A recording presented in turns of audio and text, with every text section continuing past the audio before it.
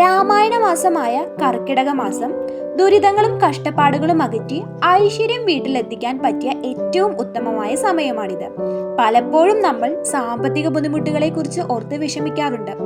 എന്നാൽ ഈ കർക്കിടക മാസത്തിൽ ഒരു ലളിതമായ മന്ത്രത്തിലൂടെ നിങ്ങളുടെ വീട്ടിലെ എല്ലാ തരത്തിലുള്ള ദുരിതങ്ങളും കഷ്ടപ്പാടുകളും അകറ്റി ഐശ്വര്യപൂർണ്ണമാക്കാൻ കഴിയും. അതിനായി എന്താണ് ചെയ്യേണ്ടത്, എങ്ങനെയാണ് ചെയ്യേണ്ടത്, എപ്പോഴാണ് ചെയ്യേണ്ടത് എന്നെല്ലാമാണ് ഞാൻ ഈ വീഡിയോയിൽ അവതരിപ്പിക്കാൻ പോകുന്നത്.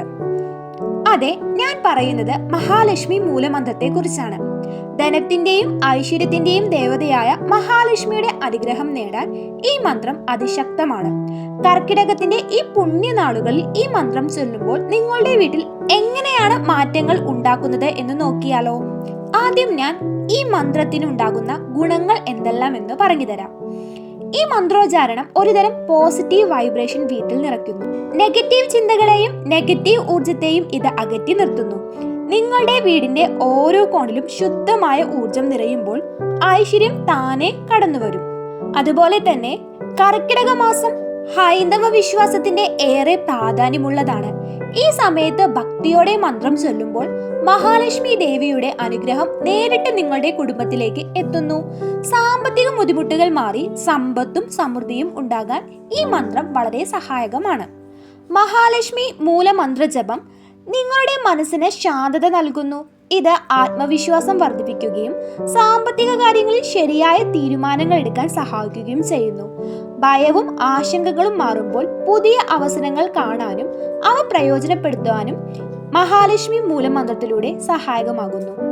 വീട്ടിൽ ഒരുമിച്ച് മഹാലക്ഷ്മി മൂലമന്ത്രം ചൊല്ലുന്നതിലൂടെ ഈ പോസിറ്റീവ് ഊർജം നിറയുന്നതോ കുടുംബാംഗങ്ങൾക്കിടയിൽ സ്നേഹവും ഐക്യവും വർദ്ധിക്കുന്നതായി നിങ്ങൾക്ക് മനസ്സിലാക്കാൻ കഴിയും. തീർച്ചയായും കലഹങ്ങൾ കുറയുകയും പരസ്പര പിന്തുണ കൂടുകയും ചെയ്യുന്നത് ഒരു വീടിന്റെ ഏറ്റവും വലിയ ഐശ്വര്യമാണല്ലോ. അതുപോലെ തന്നെ ലക്ഷ്മി ദേവി ധനത്തിന്റെ ദേവതയായതിനാൽ മൂലമന്ത്രം ഭക്തിയോടെ ചൊല്ലുന്നത് വരുമാനം വർധനവിനും പുതിയ സാമ്പത്തിക അവസരങ്ങൾ തുറക്കുന്നതിനും സഹായിക്കും. അപ്രതീക്ഷിത ധനലാഭത്തിനും ഇത് കാരണമായേക്കാം. സാമ്പത്തിക ഞെരുക്കങ്ങളിൽ നിന്നും കടങ്ങളിൽ നിന്നും മോചനം നേടാൻ മന്ത്രജപം ഒരു പരിഹാരമായി പലരും കണക്കാക്കുന്നുണ്ട്. ഇതിലൂടെ ഒരുപാട് പേർക്ക് കടബാധ്യതകൾ നീങ്ങിയിട്ടുണ്ട്.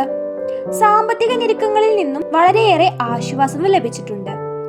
അതുപോലെ തന്നെ ഈ മന്ത്രജപം മനസ്സിന് ഒരുതരം നിയന്ത്രണം നൽകുന്നതിനാൽ അനാവശ്യമായ ചിലവുകൾ കുറയ്ക്കുവാനും സാമ്പത്തികം വർദ്ധിപ്പിക്കുവാനും ഈ മന്ത്രം വളരെ ഉത്തമമാണ്. ഇനി ഈ മന്ത്രം എങ്ങനെയാണ് ജപിക്കേണ്ടതെന്നും എന്താണ് ഈ മന്ത്രമെന്നും എപ്പോഴാണ് ജപിക്കേണ്ടതെന്നും പറഞ്ഞു തരാം. ഓം ശ്രീം ഹ്രീം ക്ലീം ശ്രീം സിദ്ധലക്ഷ്മിയേ നമഃ. ഓം ശ്രീം ഹ്രീം ക്ലീം ശ്രീം സിദ്ധലക്ഷ്മിയേ നമഃ. ഓം ശ്രീം ഹ്രീം ക്ലീം ശ്രീം സിദ്ധലക്ഷ്മിയേ നമഃ. ഈ മന്ത്രത്തിലെ ഓരോ അക്ഷരങ്ങളും അതിൻ്റെതായ പ്രാധാന്യമുണ്ട്. ഓം എന്നാൽ പ്രപഞ്ചത്തിന്റെ ആദിയും അന്ത്യവും ഇല്ലാത്തതുമായ ശബ്ദമാണ്. ഇത് സകല മന്ത്രങ്ങൾക്കും മുന്നിൽ ചേരുന്ന വിശുദ്ധമായ ഒരു അക്ഷരമാണ്. ശ്രീം എന്നാൽ മഹാലക്ഷ്മി ദേവിയുമായി ബന്ധപ്പെട്ട ബീജമന്ത്രമാണിത്. ഐശ്വര്യം, സമ്പത്ത്, സൗന്ദര്യം എന്നിവയെ ഇത് സൂചിപ്പിക്കുന്നു. ഹ്രീം എന്നാൽ മഹാമായ ബീജമന്ത്രമാണിത്. ശക്തി, ആഗ്രഹം, ഭ്രമം എന്നിവയെ പ്രതിനിധീകരിക്കുന്നു. ക്ലീം എന്നാൽ കാമബീജമന്ത്രമാണിത്.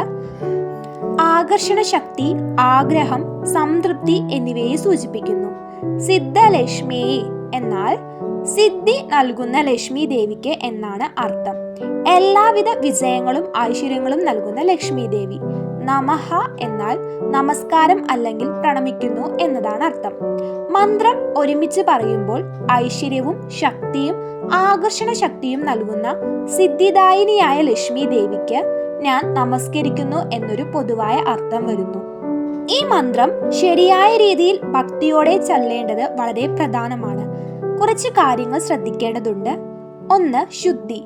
മന്ത്രം ചൊല്ലുന്നതിന് മുമ്പ് കുളിച്ച് ശുദ്ധിയാവുക. ശുദ്ധമായ വസ്ത്രങ്ങൾ ധരിക്കുക. മനസ്സും ശരീരവും ശാന്തമാക്കുക. 2. ഇരിക്കേണ്ട സ്ഥലം. ശാന്തവും വൃത്തിയുമുള്ളതുമായ ഒരിടം തിരഞ്ഞെടുക്കുക. പൂജാമുറിയോ വീട്ടിലെ ഏതെങ്കിലും ശാന്തമായ കോണോ ആകാം. അതുപോലെ തന്നെ കിഴക്കോട്ടോ വടക്കോട്ടോ അഭിമുഖമായി ഇരിക്കുന്നത് ഉത്തമമാണ്. അതുമല്ലെങ്കിൽ ചമ്രം പടിഞ്ഞിരിക്കുകയോ ഒരു ചെറിയ പീഠത്തിൽ ഇരിക്കുകയോ ചെയ്യുന്നത് നല്ലതാണ്. മൂന്നാമതായി, മന്ത്രം തുടങ്ങുന്നതിന് മുമ്പ് ചെയ്യേണ്ട കാര്യങ്ങളാണ്: ദീപം കൊളുത്തുന്നത് നല്ലതാണ്. സുഗന്ധദ്രവ്യങ്ങളോ ചന്ദനത്തിരിയോ കത്തിക്കുന്നത് പോസിറ്റീവ് അന്തരീക്ഷം സൃഷ്ടിക്കും. മഹാലക്ഷ്മി ദേവിയെ മനസ്സിൽ ധ്യാനിക്കുക. ദേവിയുടെ ചിത്രം മുന്നിൽ വെച്ച് പ്രാർത്ഥിക്കുന്നതും കൂടുതൽ നല്ലതാണ്. ഇത് ചൊല്ലേണ്ട രീതി എന്നത് മന്ത്രം വ്യക്തമായും ഉച്ചാരണ ശുദ്ധിയോടുകൂടിയും ചൊല്ലുക. വേഗത്തിൽ ചൊല്ലുന്നതിനേക്കാൾ ശ്രദ്ധയോടെ ഓരോ അക്ഷരവും ഉച്ചരിക്കുന്നതാണ് പ്രധാനം. അതുപോലെ തന്നെ ഒരു രുദ്രാക്ഷമാലയോ തുളസിമാലയോ ഉപയോഗിച്ച് ചൊല്ലുന്നത് എണ്ണം തെറ്റാതിരിക്കാൻ സഹായിക്കും. സാധാരണയായി 108 തവണയാണ് മന്ത്രം ചൊല്ലുന്നത്. ഇതൊരു മാല എന്നാണ് അറിയപ്പെടുന്നത്. ദിവസവും 1 അതിലധികമോ മാലകൾ ചൊല്ലുന്നത് വളരെ നല്ലതാണ്. രാവിലെയും വൈകുന്നേരവും ചൊല്ലുന്നത് ഏറ്റവും ഉത്തമം. അതുപോലെ തന്നെ ഭക്തിയും വിശ്വാസവും. മന്ത്രം വെറുതെ ഉരുവിടാതെ ഓരോ വാക്കിനും മനസ്സറിഞ്ഞ് ദേവിയോടുള്ള പൂർണ്ണമായ ഭക്തിയോടും വിശ്വാസത്തോടും ചൊല്ലുക. നിങ്ങളുടെ ആഗ്രഹങ്ങളും പ്രാർത്ഥനകളും ദേവി അറിയുന്നു എന്ന ചിന്തയോടെ വേണം ഇത് ചെയ്യാൻ. അതുപോലെ മന്ത്രജപത്തിന്റെ ഫലം ലഭിക്കാൻ തുടർച്ചയും സ്ഥിരതയും അത്യാവശ്യമാണ്. കർക്കിടക മാസം മുഴുവൻ മുടങ്ങാതെ ചെയ്യുന്നത് വളരെ നല്ലതാണ്. ഈ രീതിയിൽ മഹാലക്ഷ്മി മൂലമന്ത്രം ചൊല്ലുന്നതിലൂടെ നിങ്ങളുടെ ജീവിതത്തിലും വീട്ടിലും ഐശ്വര്യവും സമാധാനവും അതുപോലെ തന്നെ ധനസമൃദ്ധിയും വന്നു ചേരുക തന്നെ ചെയ്യും. അപ്പോൾ ഈ കർക്കിടക മാസത്തിലെ മഹാലക്ഷ്മി മൂലമന്ത്രത്തിന്റെ ശക്തി നിങ്ങൾ തിരിച്ചറിഞ്ഞല്ലോ. ഇത് കേവലം ഒരു മന്ത്രമല്ല, മറിച്ച് നിങ്ങളുടെ ജീവിതത്തിലേക്ക് ഐശ്വര്യത്തെയും സമാധാനത്തെയും ആകർഷിക്കാനുള്ള ഒരു പാലമാണ്.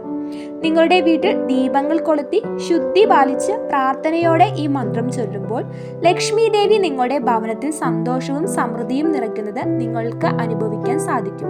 സാമ്പത്തിക ബുദ്ധിമുട്ടുകൾ അകന്ന് മനസ്സിൽ സമാധാനം നിറഞ്ഞ് ഓരോ ദിവസവും ഐശ്വര്യപൂർണ്ണമാകട്ടെ എന്ന് ഞാൻ ആത്മാർത്ഥമായി പ്രാർത്ഥിക്കുന്നു. നിങ്ങൾക്ക് ഈ വീഡിയോ ഉപകാരപ്പെട്ടുവെങ്കിൽ ലൈക്ക് ചെയ്യുക, ഷെയർ ചെയ്യുക, ഈ ചാനൽ സബ്സ്ക്രൈബ് ചെയ്യുക. നന്ദി.